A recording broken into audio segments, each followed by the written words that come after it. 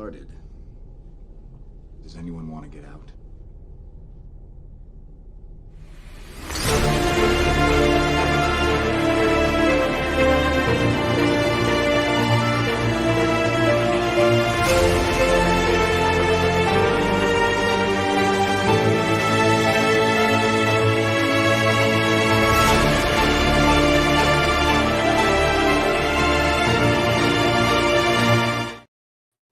Hello, everybody, and welcome to this week's episode of the Friday Night Frenzy, where Wonder Bat is canon, and the topics, well, they're more like a set of guidelines. And speaking of Wonder Bat, we have Wonder Bat's greatest champion, Jared from Comics League. Continuing on. Thanks, Ong. How you doing, buddy? I'm doing very well, Eero. You're trying and failing. So we got a really good show ahead of us. We're going to talk about Cobra Kai. Jared's I finally bullied Jerry enough to watch it. But first, a year ago. Yeah. But first, let's get into some headlines, shall we? Human sacrifice, dogs and cats living together, mass hysteria.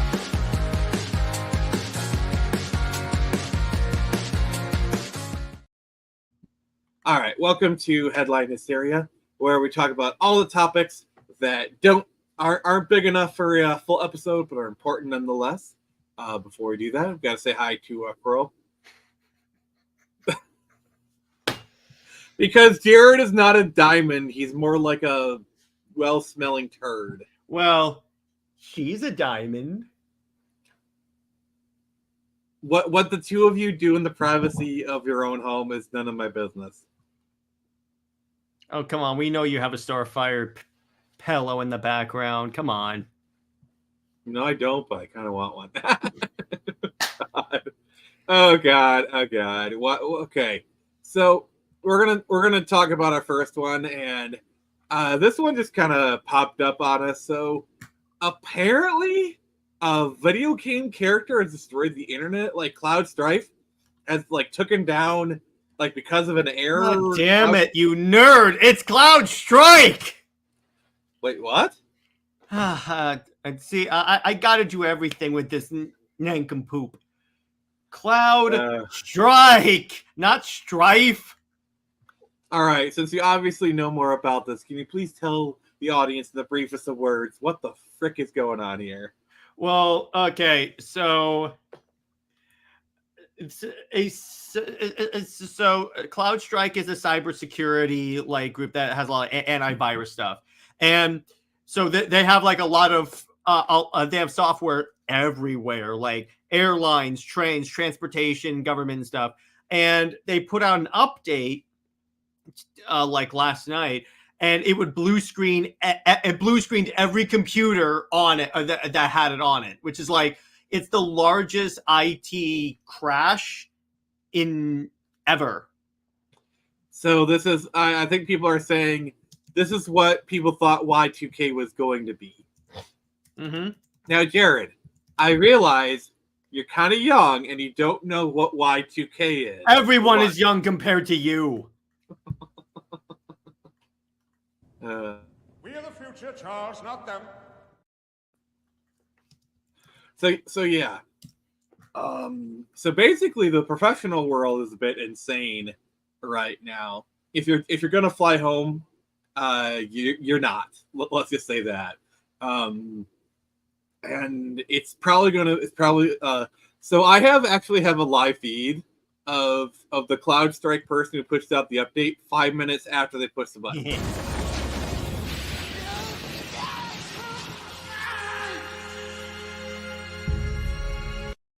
It was at this moment that he knew. He f***ed up. I'm sorry. I love that clip. I am so glad I made that clip. But he was there, Gandalf, Y2K years ago. Okay, Coral, that's actually pretty clever. So, Jared, as a person who is a professional themselves, what's your take on the situation? I'm not a cybersecurity guy, so I have no comment on it, really. But what's your personal opinion? don't have so many like computers that are vital to America like linked up to one group. You're also forgetting the most important advice. Don't like my politics. Don't buy my book. Remember, that's very important for cybersecurity. Yeah, exactly. Okay, so let's move on here. Well, something a little bit more fun. Ubisoft pulled an Ubisoft, but not just an Ubisoft, a really big Ubisoft with this one. Oh God. Oh. So according to, so this came up. This surprised me like today. I sent this to Nick. It was kind of funny. It really escalated. So as we know, anyone that's been tracking it with Assassin's Creed Shadows, there's been some backlash surrounding Just a little bit stuff. But here's the thing about it. So Ubisoft was like citing a specific like historian named Thomas Lockley, but it turns out he's been exposed for revisionist history. No. So as we can the see very here, thing we've been calling him out on for months now. it got so bad that the Assassin's Creed Shadows issues with Yasuke and the discredited historian, I love how they say that, Thomas Lockley, has exploded into a potential diplomatic incident with diplomatic immunity. I had to. It's just been revoked. Sorry, Well- Jared, you set me up for that so well. Letters are being sent with questions to the Japan Ministry of Education, Culture, Sports, Science and Technology, Ministry of Foreign Affairs, all their government essentially.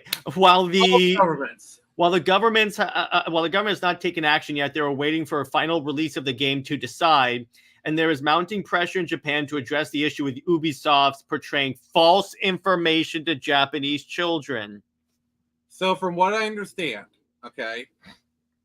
And by the way, anyone in the comments, if I get any of this wrong, just going through Twitter. Okay. If I get any of this wrong, please, for love of God, correct me. I want to be corrected. So Yasuke actually did exist. Mm-hmm. And he served Lord Nobunaga, but as a retainer. He basically carried the swords. He did not carry the title of samurai, and all that stuff. And Does that sound about right, Jared? Yeah, apparently. And it's so it's bad when the country your game is supposed to be taking place in is disputing your historical accuracy. Now, personally, I don't think Ubisoft is going to just outright scrap the game because they're a little bit too far into it to scrap it. I mean, they're not Warner Brothers. Oh, don't be so sure. But the thing is, it would be interesting, but yeah. The thing is, what they probably are going to end up doing is releasing it, but then, like we were talking about beforehand, they're going to ban it, like at least in Japan, if it's like really like. I love the irony of that. Yeah, I know it's going to be really, really, really interesting, and then that's going to be a reputational hit on Ubisoft that their game was so historically accurate that the country they're supposed to be honoring banned it. Yeah, and I wouldn't be surprised if Japan imposed sanctions were like, all right, we're going to fine you, or like your games are going to be restricted, kind of thing. All right, so yeah, basically just imagine the equivalency would be Alfred with a shotgun. Alfred with a shotgun, basically. He kind of sounds like a mercenary to me. Yeah, which is cool, by the way. Basically, anyone who has watched Shogun, which by the way is a great series on FX, I really want to feel like that's kind of how they treated Yasuke, as like a curiosity, a pet. They did allow him to do some stuff. Like I'm sure Yasuke fought, but he was more of like a curiosity or something. That's my kind of gut feeling. I'm not saying it's fact, but that's just what the situation feels like to me. Yeah.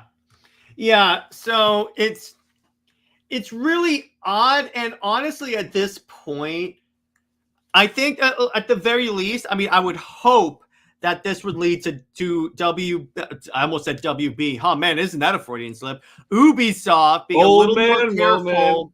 Ubisoft being a little more careful on like which historians they go to for accuracy. Or which countries they decide to piss off. I guarantee you they wouldn't do this with China. They would be extra careful with China, because if a game gets banned in China, it's like a movie being banned in China. It's dead on arrival. Oh, not only that, but like I could actually see China sending somebody to take care of the people. I'm trying to be very vague on purpose. Or maybe cyber attack or something like that. Oh, they release all the secrets. Yeah. Cyber attack, I could definitely see. Like, remember what North Korea did to Sony over the interview? I love that. I love that. Oh God, yeah. Cyber warfare is an interesting thing, but let's go on to our last headline, and this is the bit where I show my stuff. So, all right. Lost Kingdom is 2 weeks away from launching, and if you have yet to check it out, please do so. We have reached over 30 signups. That is honestly pretty freaking awesome, I gotta say. And it's a story of a fantasy novel set in space, like kind of thing like Star Wars from Obi-Wan's point of view. We're going to be launching live on this very stream 2 weeks from now. It's going to be great. We're going for $1,500. First draft is written. And yeah. Also, I wanted to take this opportunity to show some people some stuff. So I got some stuff back from the printers yesterday. I gotta full screen myself. Bye, Jared. All right. So take a look at this, everybody. It is here. 2100 Samurai issue 4 has come back from the printers. This is my personal copy. Also, I did a 4th printing of issue 1, and I updated the cover as I usually do. So as of right now, these are being sent to RJ from Critical Blast, and those should arrive around Tuesday. So right now, the current estimate is people should have their books as early as the end of next week. Sweet, I can't wait. Oh yeah, it's gonna be pretty cool in my opinion. But yeah, so just wanted to show the proof is in the pudding. Here is issue 1. Also, yeah, look at these prints I made. It's pretty sweet. Dope, I love it. And also, for my owl friends, just gonna say October is gonna be your month, and I'm gonna share more details about a project that is confirmed to be in the works once this is shipped out, because I like to finish one project and then start programming the other. I feel it's kind of tacky or whatever. Her third outing is in production, but I will share more details once people actually get their comics. So the Torrance Samurai cycle is almost at the end, and soon the owl shall rise again. So Jared, pretty exciting, huh? Yeah, exactly. I try to be somewhat enthused. So we're going to move on to our main topic here. And so Jared, how long have I been trying to get you to watch Cobra Kai? I feel like you treated it like every single episode. I finally got him to watch Cobra Kai. I mean, I've watched it many months. I don't know what you... But you're fully caught up now. That's the thing. I still have to... I still have to watch episode 5. I skipped... I still have to watch the rest of season 5. I have about, I think, like 3 more episodes. But luckily, the beginning of season 6 included a recap. So I was like, okay, so here's what I got to know. Okay, so this happens, this happens, this happens. Okay, good. I'm done. I'm ready. And I laugh every time they say karate attacks. Okay, Jared. So obviously I'm a fan, but as a person who... No. it's not like I'm wearing a t-shirt or anything. So as a person who is just starting to get into the show, what's your review of it? I mean, it's great. I feel like I want to like I feel like in terms of like as a sequel to the Karate Kid, it's a pretty dope show. I enjoy watching it, certainly, particularly if I think of it as a prequel to DC and to Teen Titans prequel, which I appreciate. Oh God, it actually works really well when you think about it. Yeah. Who is your favorite character? Jaime Reyes or Jason Todd? You like Miguel? Yes, thank you. And Johnny, because I like how they make fun of wokeness in the show. Also, I love how Johnny is like the ultimate boomer. Yeah. It's like, yeah, hash brown Cobra Kai, send it to the internet. I love that. Or like, I don't like. He tweets his entire life, so they knew he was gonna fight to fight Danny. Or even better, it's like I think I might be on the spectrum. I don't know what that is, but need to get off it pronto. Like, I like William. We have been done a disservice. William Zabka is actually a very talented actor, and the fact that he didn't get more roles in the 30 years in between is honestly a national tragedy. Yeah, it is. He nails it. I love that. What I love is he just says all this ridiculous crap, but it's just with the utmost sincerity. Straight face, just straight. I'm like, how are you keeping a straight face? But again, the other thing that really makes it hilarious for me is how it's straight up a war show, except instead of guns, everyone can like beat each other up. Yeah. So for those who don't know, it was originally a YouTube Red show because there was a time when YouTube was trying to launch kind of their own Netflix. And the first 2 seasons were on YouTube, and then they went to Netflix. I'm a day one Cobra Kai person. Like, I watched it from day one on YouTube. So in the year 2, when karate was invented? I invented karate, actually. No, you didn't. Mr. Miyagi learned from me. No, he didn't. Yes, he did. No, he didn't. But continuing on, stand here amidst my achievement, not yours. I never said I invented karate. I just said you didn't. Die, monster. You don't belong in this world. So anyway, continuing, where was I? Oh yeah, the other thing about it that I think is really interesting is, again, I have to reiterate this point because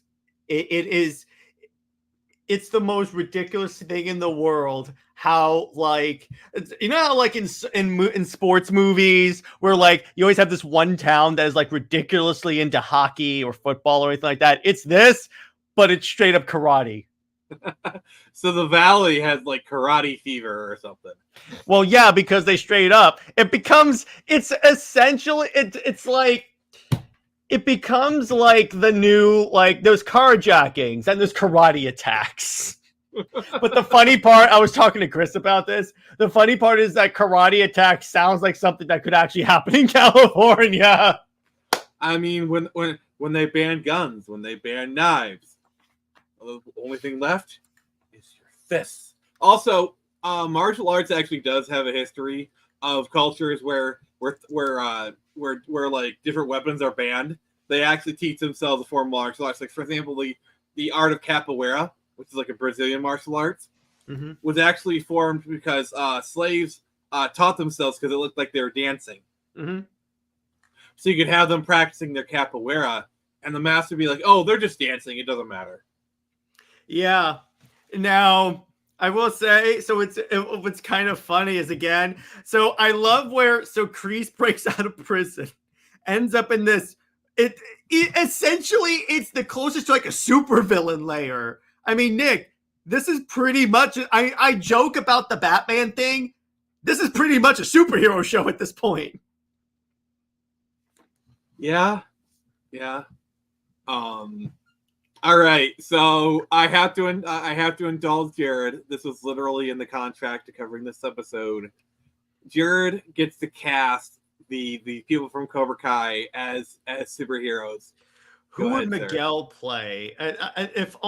Who would Miguel play in the DC universe? I know. Who would he play? Robbie, I could see playing Jason Todd or Nightwing, either one of those.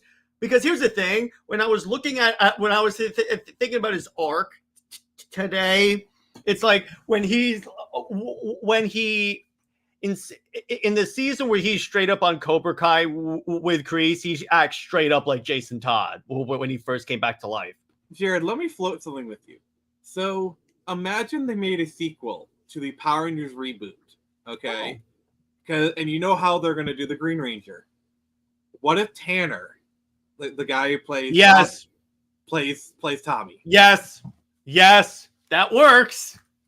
Like I'm sorry, but you could he was slotted perfectly with that cast, and he'd be a great Tommy. Yes, 100%. He's there, and obviously it's now in terms of what DC character would Tori play. I can't see her being Starfire. She's too she's Black Canary. Black Canary's not on the Teen Titans. She's a DC character. We're doing Teen Titans or Titans characters. DC's any DC character. No, the contract said we're doing Titans. Stop it.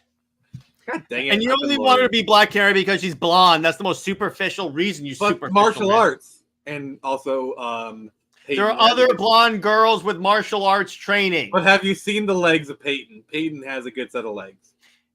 Yeah, again. But anyway, I could see her playing spoiler alert, Stephanie Brown. Actually, I have to say, Hawk and Dimitri are literally Hawk and Dove.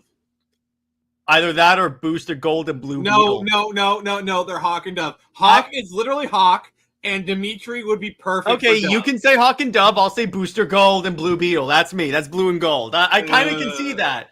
That would be One funny. of them is literally called Hawk.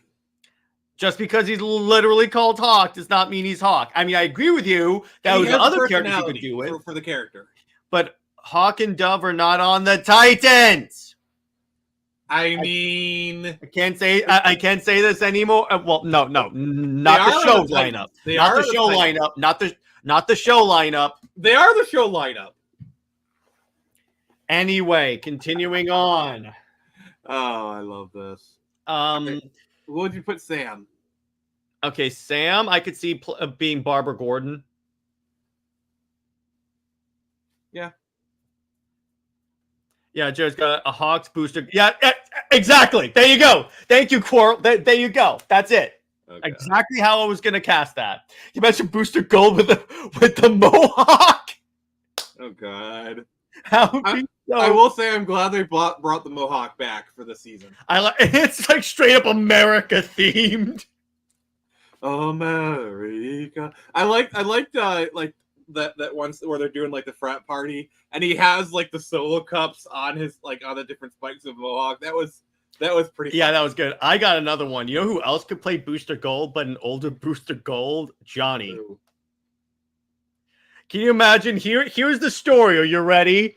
Booster Gold screws up with the Justice League, and Batman goes, okay, we're not going to kick you out, but we'll put you on probation. You have to go train all the Titans. Actually, Quirrell, I think Tori would make a good spoiler. Yeah. Tori's more on the spoiler side. Spoiler alert. Johnny, yes, Guy Gardner. Yes. Actually, you know what? That's way better. That's way better. Better than Nathan Fillion, I'm just saying. Nathan Danny would be Wildcat.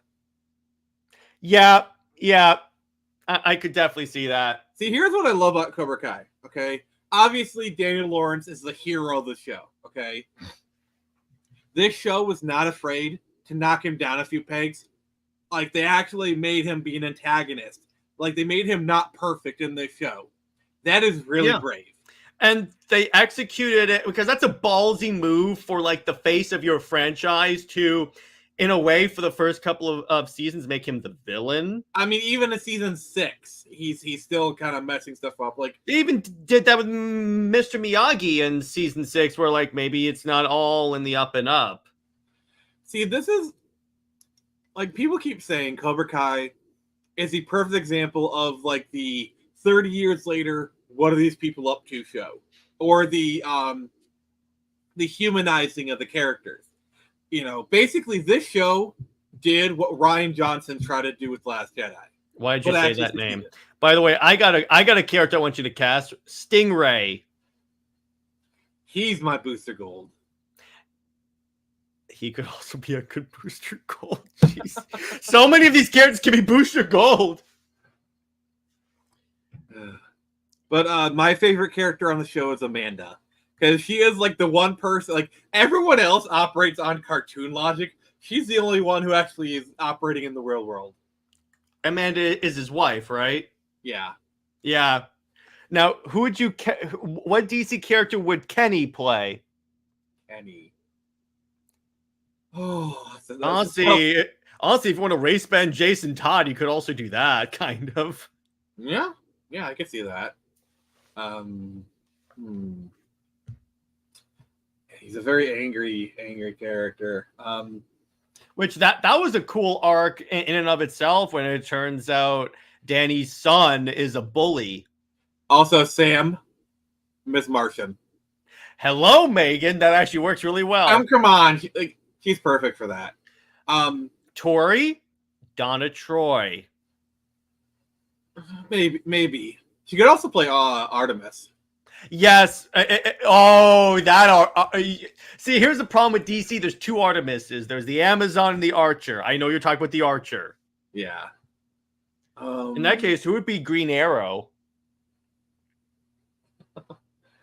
By the way, Nick, we still haven't cast Miguel. I'm still trying to think what DC character would Miguel be. If only there was a mechanized Hispanic superhero that's been on the Teen Titans, where there's a movie that came out recently where a person who looks a lot like Zolo, who looks almost exactly like him, starred in.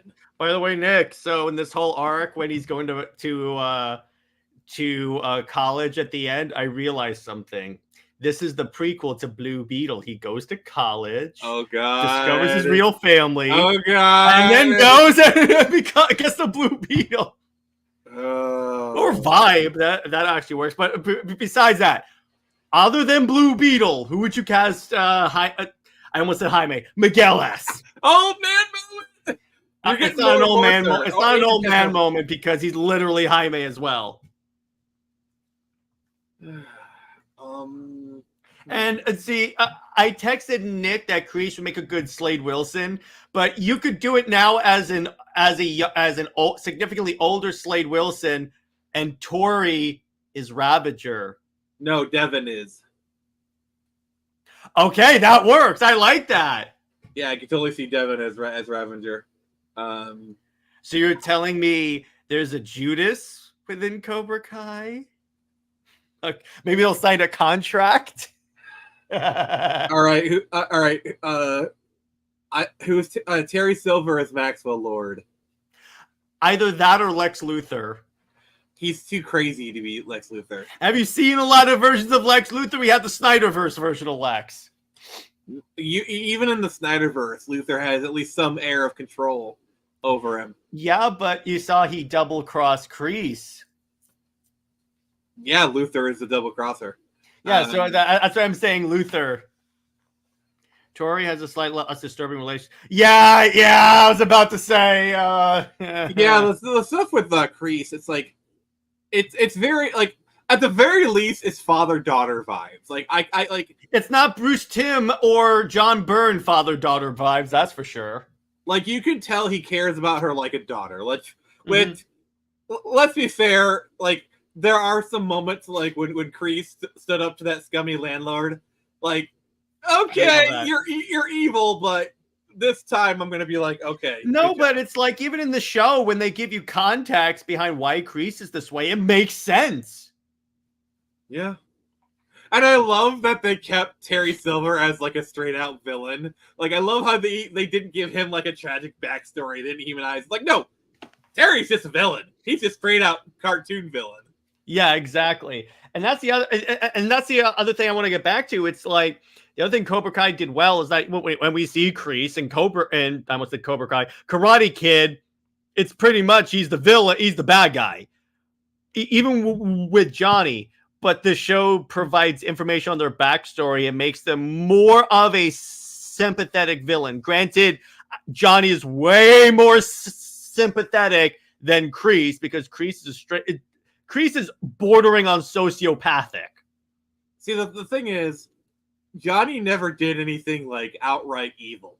No. Okay. Was he an asshole? Certainly. I mean, we could make the argument that Daniel was the real villain. I mean, that whole video is the reason we're talking about this right now. Mm-hmm. Jared, I don't know this character, but what do you think?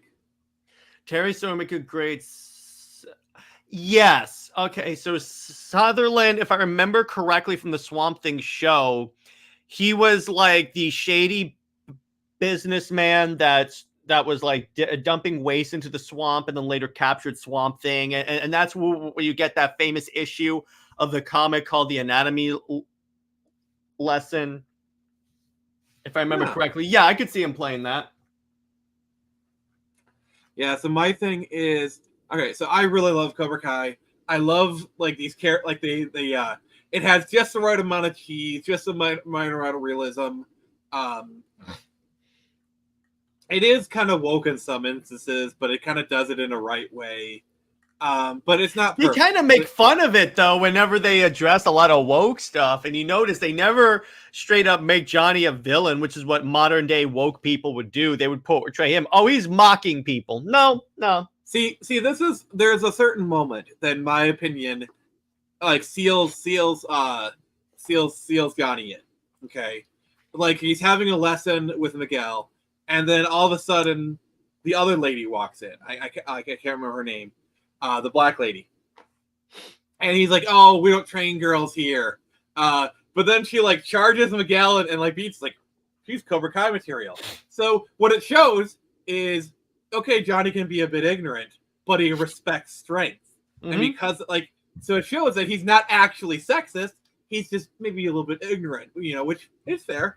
Yeah. And I love as the series goes on, he gets, more understanding. Mm-hmm. Yeah, that is, in other words, it's called an organic character arc. Yeah, I realize a lot of Hollywood writers don't know what that is, but yeah, one of my favorite moments in season 2 is he's talking with Kreese, and he's like, "Oh yeah, the Mexican kid," and Johnny's like, "Oh, actually, he's Ecuadorian." Mm-hmm. Yep, there you go. To me, Johnny is about as three-dimensional a character as you can get, and what I really like about him is he has regret for a lot of the stuff. Like, it's very clear he wishes he could be the father to Robbie, and he sees Miguel as a second chance. And Miguel was a person in search of a father. Like, Miguel needed that kind of male influence. Like, he had a great mother, but he needed that male influence. He needed someone like Johnny. And the thing is, a lot of young boys need that. They need that positive male influence in their life, and I think that's something that's lacking for a lot of young boys. But we're getting a little bit off topic here, so I'm gonna put a kibosh on that. What are some of your favorite moments for like season 1? The school fight, and it's partly because someone took the Doom music and put when the Doom music pops in Cobra Kai when Stingray starts kicking everyone's ass. And that's when it started the whole rabid karate fight when like the news was like rampant karate attacks. And I rewound that scene many times to make sure I didn't. I was like, wait. I also love. You know what's kind of funny?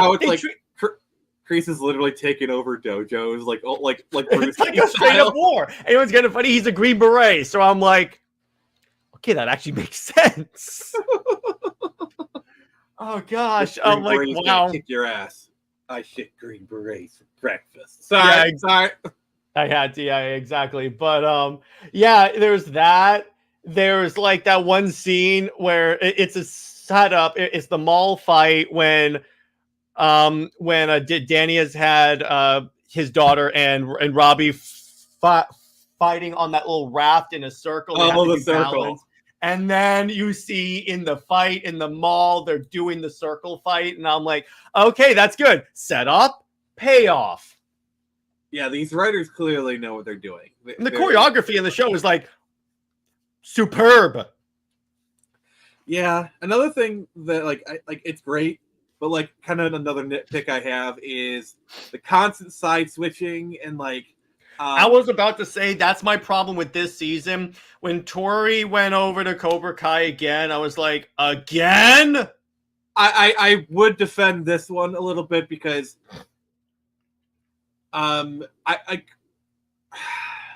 if it were not for the past many other times when this happened, I wouldn't be as hard on this. I feel like this time they set it up well. I feel like this time they actually set it up well because it's better, but Tori it's still is a person who has no support system. Mm-hmm. And I mean, she has a bit of a chip on her shoulder, so that definitely doesn't help. But when her mom dying, like Johnny understood it, but nobody else did. And the thing is, Kreese is the only one who's ever been like a father to her. So I understand why she would run to Kreese. I get it. No, but I know that it's just like again combined with the past times Oh, done it. Oh wow. So on my channel, I've had Wonder Woman, Batman, and Green Lantern show up, and you have frickin' Cobra Kai showing up. Oh, nice. Thank you for yeah. Well, the thing is, this is technically part one of 3. They're doing the thing where like they're splitting it up. So technically, this was not meant to be a first like. So, but I totally get what you're saying. It was only 5 episodes. Usually, they do like 8 or 10 episodes per season. 10. So, but this time they're doing 15. It's gonna be really interesting because, like that whole Ultimate Karate tournament, I don't know how they're gonna get 5 episodes out of that, and then they have 5 more episodes beyond that. So it's like what they'll probably do is have like a couple of episodes be the tournament, and then a couple episodes be like the aftermath of the tournament, and then what happens after when like the kids go to college. After the aftermath. After the aftermath, they're gonna have the after. There was a scene in 30 Rock where the show ends and they keep going to after parties. It's like Tracy's like, "Are you coming to the after party?" It's 3 days later. When does it start just become another party? Yeah, exactly. I feel like they're gonna do that, or they'll stretch out like the tournament. Say like every other episode will be a tournament fight. The rest will be like them in Barcelona.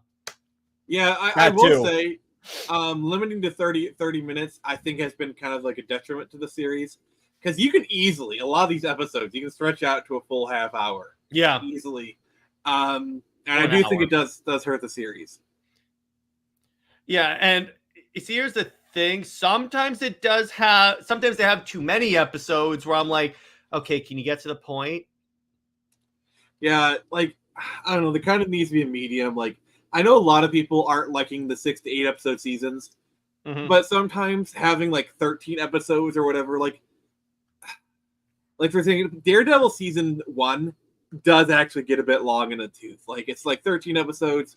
And it does kind of seem to drag on in parts. Yeah, personally with me, I'm fine with 8 to 10 episodes because it forces the writers to not have so many like filler episodes. To be clear, having like 1 or 2 episodes where like you can breathe and nothing happens, that's fine. I'm fine with that. It's just when it's those longer seasons, they have the urge to do multiple of those to the point where I'm like, okay, that's my problem. That was my problem with the 3rd season of Avatar. It was like 75% filler episodes.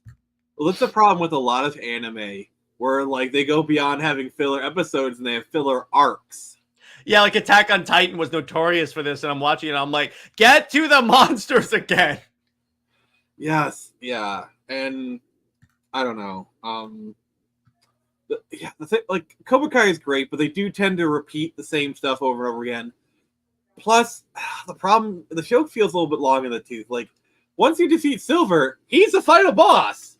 Like, it's a video game, so it's the Mega Man syndrome, is what you're telling me. Somehow, Cobra Kai is a prequel to Mega Man as well. I got him. This is I what got I him. have to deal with people on a daily I got basis. it. This I got motherfucker. him. But You're just mad that you didn't come up with it first. Wonder Bat. You can have a crappy ship. That's fine.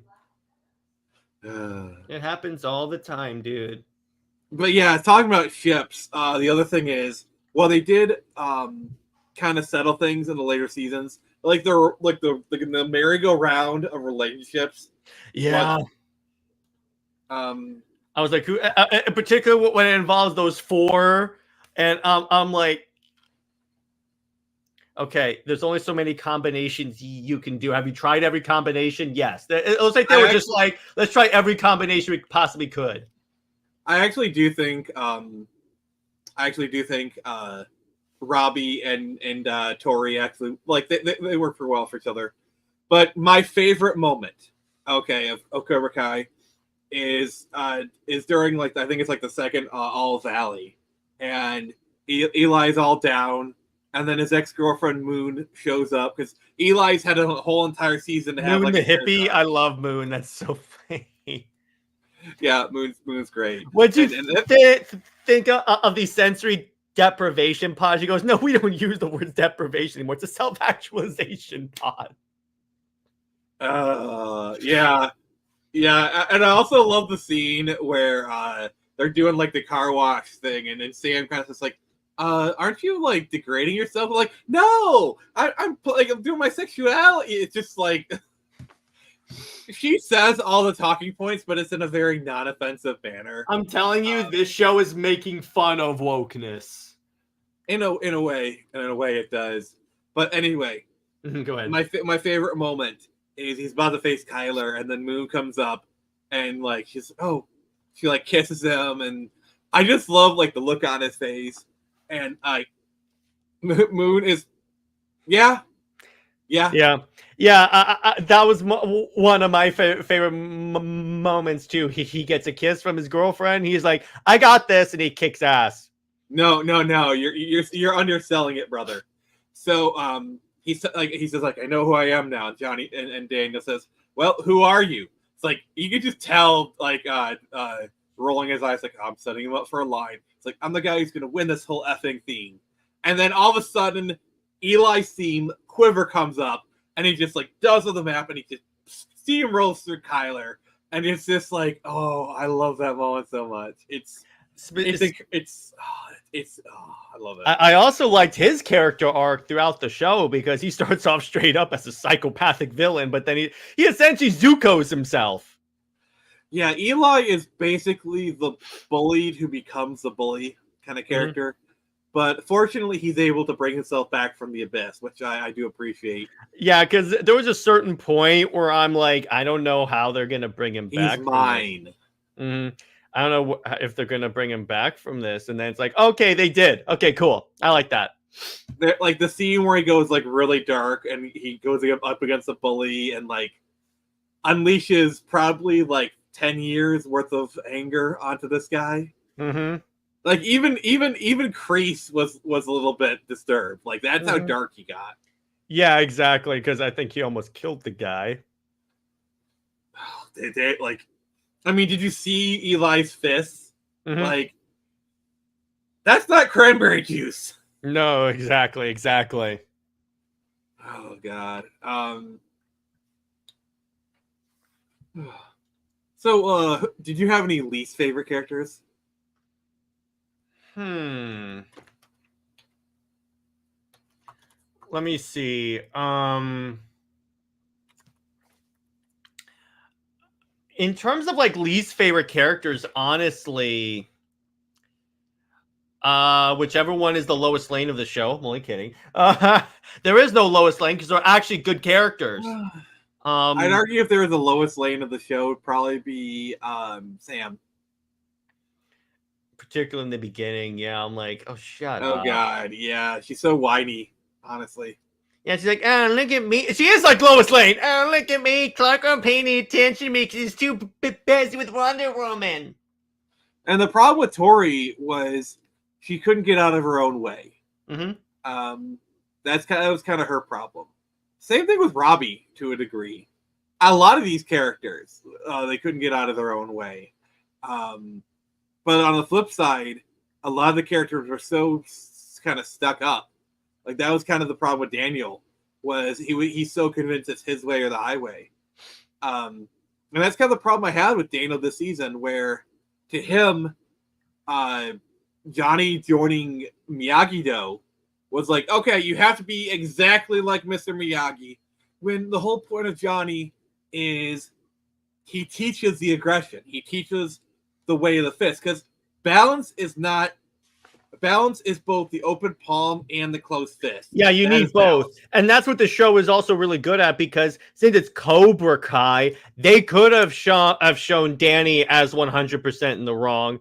But no, they're like, no, both sides have legit. Here's another franchise I'm going to link this to, freaking Star Wars. Because it's like neither the Jedi nor the Sith have all the answers. It lies somewhere in the middle. Like, you notice that the strongest fighters in the show were the ones trained in both styles. Yeah, because you need both. Yes, defense is important. Non-aggression is important to a certain degree. But you also have to have the skill set to, if a threat comes at you, to deal with the threat. Yes. The true wisdom is not the way the open palm or the closed fist. It's knowing which one to use at what time. Yeah, it's just a tool. You have to know when to use a specific tool. And Danny's problem is he's too passive at times, or he's too.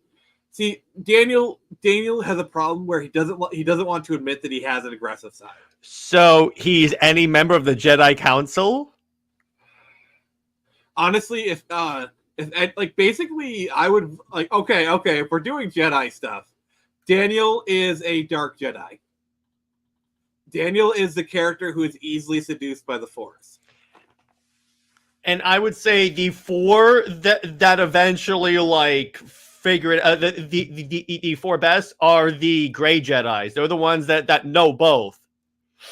See, the thing is, I see Johnny as kind of like an Assad Ventress type, where they were evil, but then they kind of went to the point of the good, but they're still, because like Assad Ventress after the Clone Wars became a bounty hunter, but still had a lightsaber.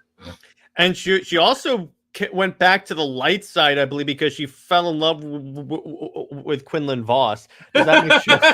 Oh my gosh! Oh, like what's crazy is that works so well. That actually is not bad. I can't. Wow, Nick, this is also a prequel to Star Wars. Actually, no, it's a sequel because Star Wars is a long time ago. I'm sorry, Robbie is Anakin. Robbie's 100% Anakin. Like, no, his arc is even Anakin. Miguel is Obi-Wan. Sam is Ahsoka Tano.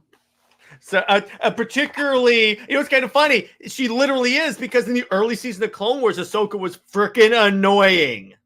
So there you go. Wait, if anyone is the Lois Lane of this show, it is Sam in the early seasons. So Johnny is Darth Maul. Who? Darth Maul? No. Who is Darth Maul? Johnny is Darth. But Darth Maul is like straight up a villain. All right, fine. I'd say he's more Qui-Gon. No, actually, no. Johnny is Cal Katarn. Okay, I could see that. Johnny is You could say he's a legend in terms of Disney, because the Cal Katarn is not canon, I believe.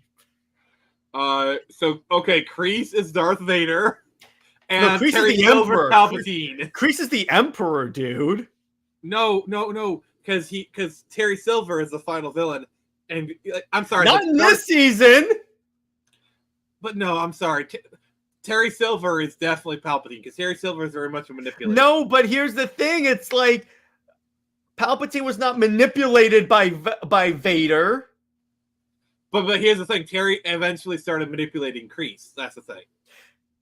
That's the way of the Sith. There's always two, no more, no less, a master and an apprentice. I'm sorry, I just don't see Terry as Vader. I don't. I'm sorry. How about he's not Vader at all? He's Maul. Well, actually, he's not Maul. Terry is not the apprentice. Kreese is. No, he's not the apprentice, but It's my show. It's my he's show. the acolyte. He's the acolyte. Jared, you say that again, I'm banning you from the whole entire channel. Of course. Keep that name out of your goddamn mouth. You're gonna walk up and slap me? Yes, I will teleport to your location. Let's. I will go all the way to Europe. I will hightail it to Glasgow and slap you across the face. Let's see what else. Yeah, but it's in that like idea where where like both sides are not 100% right. The answer is somewhere in the middle, and that's like actually what's kind of funny. You could take this as I'm going to put an analogy in there that's not in the show, but you can read into it. I have to differentiate that because modern writers are incapable of doing this. It kind of, you can think about it as an analogy for the current political divide because neither is one side has all the answers. It lies somewhere in the middle. No, my side good, other side evil. Isn't that interesting? And Dave, it's overall, I am enjoying the season. I have some criticisms, but overall, I like it. I'm kind of the same. If I were to give it a rating, I'd give it kind of a 9 out of 10. So far, yeah, 9. 9, I'd say it's very. Oh, that's way better. Wow. So okay, but Terry Silver is still Palpatine. Yep, I'm fine with that. He can be Palpatine. Okay. In that analogy, that's more Mike accurate. Barnes is Darth Maul. Because remember, Mike Barnes was the villain of Karate Kid 3. I could see him kind of being more particularly now as Boba Fett. Like a bounty hunter, kind of, who's like not on either side. He kind of aligns wherever. Oh, God. This is so much fun. I told you, this is great. That's Tori's actress should be Power Girl. No, that role is already casted to Sydney Sweeney. But, oh, now God. we can also if we're gonna wait. Star Wars characters. Dimitri is Obi-Wan. Let's do this as X-Men characters, though. Oh God! Because I think it's pretty obvious who's Cyclops in this example. Robbie is Cyclops. Robbie is Cyclops. Oh yeah, that would make Tori Emma Frost. That works perfectly. God dang it! That would make. Who would Miguel play in the X-Men? Nightcrawler? Wolverine. No, because here's the thing. Arguably, Hawk is Wolverine. Yeah. You really just he's literally Wolverine. Beast? I could maybe see him being Beast, like young Beast. Tori is Rogue. Yeah, I could see that. That works. You could also say Tori is Mystique because she changes sides so often. Oh God. If she were a Transformer, her name would be Sideways. Anyone that watched Transformers Armada knows what I'm talking about. Let's cast them as DC characters. Let's regular DC. Okay, Justice League. Let's do this. Yeah. Okay, I got this. Okay, so bear with me in here. Robbie is Superman. Tori's Wonder Woman, obviously. That would actually make Miguel Batman, and that actually works. But Dave, there's two very good reasons. You can learn a harder edge. There's two very good reasons. Plus, she knows how to play superhero roles because she was in Madam Web. And there's two very good reasons. We got it, Nick.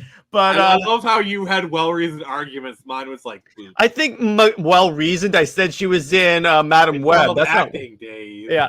So let me ask you this, Nick. Who would Miguel play on the regular Justice League? Well, I want to cast Danny and Johnny first. Danny is Superman. All right. Because Tori's Wonder Woman. Johnny is Wildcat. Johnny's Wildcat. That's fine. I'm totally cool with that. All right. Who's okay? So actually, no. Danny is not. Okay. So to be clear, I said Robbie is Superman. Tori's Wonder Woman. Robbie is Connor. But Tori It's has Connor to be Kent. Wonder Woman. What? But Tori has to be Wonder Woman. No, she's spoiler.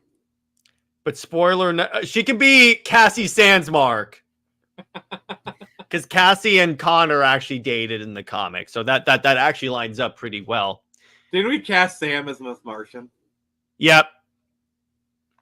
So wait. Doesn't that kind of make Danny Martian Manhunter?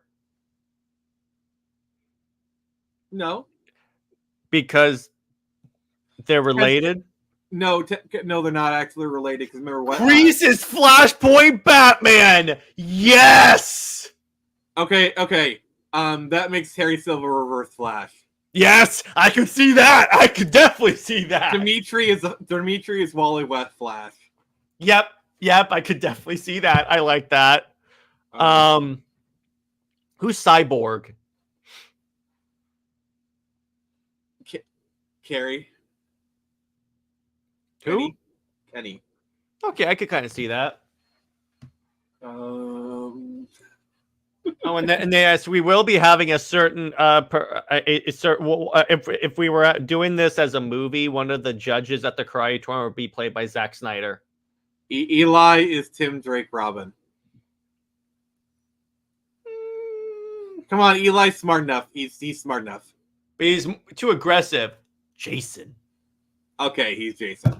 He's Yeah, right. I'm sorry. He even goes through the Jason arc in the show. That's why I say this show is basically a DC show without the DC logo. Okay, well, let's see here. I guess Miguel is Dick Grayson. Wait, and his name is the Red Mohawk. So Jared will not be. Miguel is. I could see Miguel being Nightwing in this case. Hey, Sam Sausage, how you doing? But if we're going straight up Titans, I would honestly say at this point, honestly, you could, in the same way that you could say that Robbie is like Jason Todd, you could also say he's Nightwing. So if Robbie is Nightwing, what if? Oh God, no. Actually, no. He's Tim Drake Robin. Why is he Tim Drake? Because Tori Stephanie Brown. Spoiler. No, Tori is Cassie Wonder Girl. Please no. Tim and Cassie had a thing. Please in the Jeff Johns run. Please no. Yeah, but they only had a thing because Connor was dead and they were both feeling guilty about it. And then Cassie later regretted it profusely. So did Tim. So it doesn't count. Suck it. Well, Dave, I did say that Hawk is Damien. No, that's Anthony. Okay. Well, that actually makes Danny Batman, and that actually works. Hey, there you go. Okay. He's even rich and has a mansion. That actually works really well. Okay. Oh my gosh, yes! Oh my gosh, the dude that owns the strip malls about Cody's. But by the way, Jared. So did you know that the person who played Johnny's adopted father is the voice of Granny Goodness in the DCAU? God. Ed Asner. It was Ed Asner. Wait, what? Yeah, remember how Granny Goodness... Okay, bear with me in this. Bear with me in this. Johnny is actually scot-free. He's Mr. Miracle. Does that make that means Miguel's mom is Big Barda in this case. I'm sorry, you link any DC character in here somehow, I will make a canon. I'm loving this so much. I will make a canon. Try me. I dare you. Try me. Yeah, and give me a tough one. Tough what? Okay, character. Miguel's grandmother. So let me see here. Easy, dark By side. the way, Miguel's grandmother is like one of my favorite characters.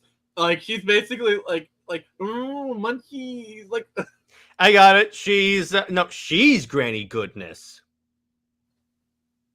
She's actually Granny Goodness. Jared, what do you think about this one? I could see that. I could definitely see that the way he like raised Danny. But yes, Miguel's grandmother is Granny Goodness. It actually works in this family dynamic. All right, what about Chosen? Chosen is okay. So let's see. Richard Dragon is not available. Well, Richard Dragon is not a DC character. Yeah, he is. He is. I've never heard of him. They did a whole animated movie. I thought that was a crossover thing. I didn't know that was like a DC characters. Yeah, he is. Richard Dragon showed up in Justice League Unlimited. We talked about it. Oh, okay. Let's see. Dude, old man. I think we both know who has more old man moments here, Nick. But okay, so in terms of Chosen, I would say Orion. I'm casting all the new gods. Trying to think here. Something of like Wait. psych. No, I got this. So here's who Chosen actually is. What they don't tell you this because this is in the extended DC source material. Is that so? As you know, Danny traveled the world to train and learn karate, and he came across someone named Chosen, or his other name, Ra's al Ghul. I love that. He's really Ra's al Ghul, and he's manipulating Batman in this story right now that we're watching. I have so much cringe right now. How do you think he healed his fist from like punching that log in half? He put it in a Lazarus pit. Apparently, when you build a home, now it's an option to have an outside Lazarus pit installed. If you're Ra's al Ghul, wouldn't you have a Lazarus pit? Probably a Lazarus. He had one installed in the manor that he's staying in. Or actually, you know what? The fountain that's in Miyagi-Do, that's Lazarus water. That's what? You know how they have the little lake thing that's the koi pond. That's Lazarus water. Why do you think everyone recovers from their injuries and taking really crazy falls? They just dip them in the Lazarus water and they're fine. Oh God! You're breaking me, sir. Yes. And what you don't know is that Danny's wife is actually Talia this entire time. I can see this. Oh hell yes! Oh yes, this actually works. Wait, does that make Johnny's wife Star Sapphire? Yes, it does. Yes, it does. I don't know who Miguel would play because here's the thing, Miguel. As far as I know, Carol and Hal never had a kid in the comics yet. Don't worry. Tom King will lazily invent one. All right. So, all right. Before we go, I want to talk about the Deadpool trailer for a moment. We got the final trailer. Are you excited for this movie, sir? Yes, I am. Very much so. Also, can we just take a moment? This is very obvious. I'm sorry. This is it's Blake Lively. It's Blake Lively. By the way, Laura Kenny. Yeah, I was actually surprised to see her because we had the rumors that she wasn't. So, as far as Lady Deadpool, I love this. Top 3 suspects, Andrew Garf, because he was denying up and down that he wasn't Spider-Man. And I'm sorry, if they were going to put Taylor Swift or it's Deadpool, that could work. By the way, Nick, if they were going to put Taylor Swift in an X-Men movie, wouldn't they put her as Dazzler? We still might. But yeah, Dazzler. No, I knew she wasn't Lady Deadpool. I love where people were comparing her thighs to Blake's and go, what the thighs match up? But that is an autistic level of detail that I can appreciate. But yeah, I am very much looking forward to this movie, particularly if you notice in this trailer, they reference the other X-Men where like Wolverine's like Scott and Jean and Storm were Did you see constantly trying to Toad? get me in this. They showed Toad. Yes, they showed Toad. Yeah. And that's Good really people cool. ever die? Yeah, we also have Dog Pool. We have all the different pools. And I'm Also, I really hope Toad gets struck by lightning. I really hope that Deadpool says, do you know what they say to a toe when it's struck by lightning? And he goes, and then and then he gets struck, and then Deadpool goes, a really, really cringe ass line. Or let's say Toad using his staff, and then Toad like, dude, quit it with the Darth Maul moves. And then Deadpool cuts him in half. He bisects him, and he goes for some. He goes, that's for Qui-Gon. I gotta be honest. There's been a couple of occasions where I could have purchased the first appearance of Dazzler, but I didn't because, oh god, I have the first appearance of a current MCU character. First appearance of Yelena Belova. Ooh, I picked that up at a con. nice. But yeah, in terms of like my overall excitement level, I think it's about at like a 9 out of 10 because I have the first appearance of Kiro. So anyway, in terms of do I think it's going to be good? I think it's going to be above average and above. Let me put it this way: at the very least, it'll be better than whatever Marvel's been putting out recently. Yeah. Let me put it this way: I'm much more hyped for that than Captain America. I like as far as Captain America, I'm more hyped for the game than the movie. Mm-hmm. I will say this about the Captain America trailer. Like it was mildly okay. Mm-hmm. Yeah, it looked pretty. It looked like besides Harrison Ford, it wasn't the worst trailer, honestly. Oh god, Harrison Ford looked like he was sleepwalking. He was really bored and He sounded very low energy, and I'm like, okay. All right, so I think we've exhausted the topics enough here. It's a bit of a shorter stream, but hey, better to end it while we're ahead than to sorry. It happens so rarely. Whatever. So, Jared, what do you got going on, and where can people find you? So currently, I released a video talking about. Well, actually, Nick was on this. It's my latest Under Two Capes, where we talked about why Batman sells so well. Spoiler alert, because he's an awesome character. Mm-hmm. And in a couple of hours, I'll be going live on Comics League for Comics League Dark, where we'll be doing a deep dive into all the DC Absolute news, the Absolute Universe, the DC All In, all that. We'll be talking about Crisis Part 3 and the fact that people are upset that it destroyed my childhood. I'm like, go onto your shelf and watch the DVD. It didn't destroy your childhood. Yeah, pretty much. So, join me tomorrow. I will be on Jared's channel tomorrow for movie night. We're covering Transformers, right? Transformers 2007. That is correct. Before time began, there was the Q. All right. So, yep, I'll be there. And then later on, I'll be doing some live stream with some Witcher 3. That'll be cool.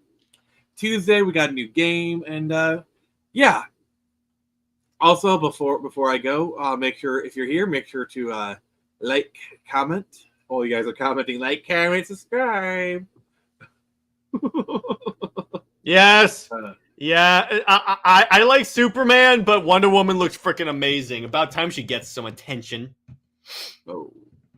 So, if you haven't yet, please make sure to sign up to be notified when we go live. We're doing that 2 weeks from today. And then next week, for the Friday night feature, we are doing Top Gun. I'm going to feel the need for speed. We're going to have Melee K make another appearance. Maybe even Jared will appear. I don't know yet. He hasn't, it's all good. But yeah, it's gonna be great. And thank you everyone for joining us. Sorry, this is a bit of a shorter stream, but hey, it is what it is. And remember, I can only show you the door. Super Wonders Canon.